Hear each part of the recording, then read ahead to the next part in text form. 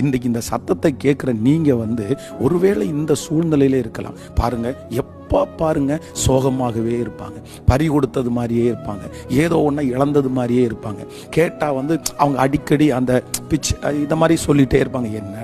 என்னடா இது உண்மையிலேயே ஆண்டவருடைய பிள்ளைகளே, ஆண்டவர் உங்களுக்கு கொடுத்ததல்ல, இது சத்துருடைய ஒரு மிக பெரிய தந்திரம். அதனால இன்னைக்கு ஒரு ஞானத்திற்காக நீங்க ஜெபம் பண்ணுங்க. நான் எப்பவும் சந்தோஷமா இருப்பேன், நான் இனி சோகமா இருக்க மாட்டேன். உங்க சந்தோஷத்தை மனிதர்கள் கூட கெடுக்கலாம். பாருங்க, சில நேரத்தில் சிலர் அப்படியே நம்ம நல்ல சந்தோஷமா இருப்போம், மூட் ஆஃப் பண்ணுவாங்க, நம்முடைய சந்தோஷத்தை எடுத்து போடுவாங்க. இதுக்குன்னே நிறைய பேர் இருப்பாங்க. அவங்களுக்கு நம்ம மகிழ்ச்சியா இருக்கிறது பிடிக்காது, சந்தோஷமா இருக்கிறது அவங்க விரும்பவே மாட்டாங்க. எப்பவும் சோகமா இருக்கிறது தான் அவங்க விரும்புவாங்க. அப்போ அப்படிப்பட்ட மனிதர்களுக்கு முன்பாக நீங்க சோகமாகவே இருந்துட்டீங்கன்னா நிச்சயமா உங்க வாழ்க்கை வெற்றியா இருக்காது. அதனால அதுக்காக அவங்க முன்னாடி அப்படியே பயங்கரமா சிரிச்சுட்டு அவங்கள வெறுப்பேத்திட்டு அப்படி வெளித்தோற்றமா நடிக்கணும்னு நான் சொல்லல.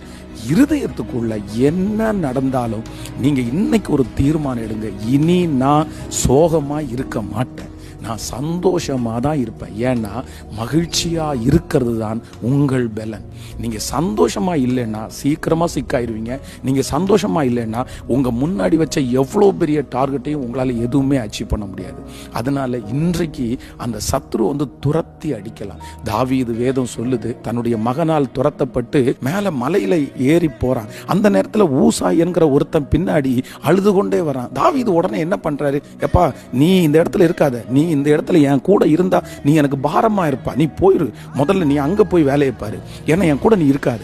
அப்போ தாவீது ரொம்ப அழுகிறவர்களையும் சோகமா இருக்கிறவங்களையும் தான் கூட வச்சிருக்கிறதுக்கு அவர் விருப்பமே படல.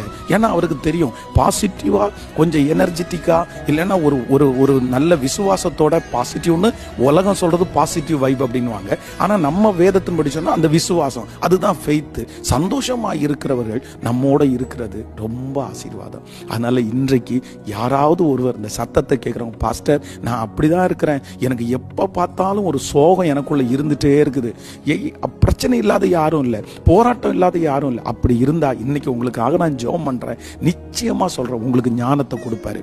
இல்லை, இன்னைக்கு ஒரு தீர்மானம் எடுங்க, இனி என்ன நடந்தாலும் நான் சந்தோஷமா தான் இருப்பேன். எனக்குள்ள நான் சந்தோஷமா தான் இருப்பேன். அந்த முடிவை எடுக்கலாமா?